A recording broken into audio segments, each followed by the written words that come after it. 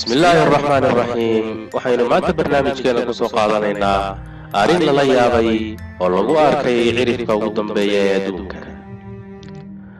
باريال هر عالمية أي دوني إني وغادان سببتك دنبيسي كدوين ولغو أركي عرفك وقوي عالمك أي قبلك سيبيريا دلك روشك كد كانوا أركي دولية طيورة هليكوبترة أو دول مريسي أيا سور لغسو قادي waxaa lagu qiyaasay in uu balciisu gaarayo 100 mitir iyadoo aan la ogeyn halka ay guntiisu gaarsiisan tahay wararku waxay sheegayaan in godkan oo lagu arkay deegaan lagu magacaabo Yamal oo macnaheedu yahay dhamaadka dhulka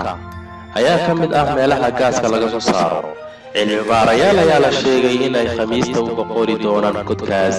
si loo ogaado sababta godkaas uu halkaas uga qodmay TV-ga Safesta oo ay wasaaradda gaashaandhigga Ruushka maamusho ayaa laga soo xigtay in qofka soo qaaday sawirka godka uu aaminsan yahay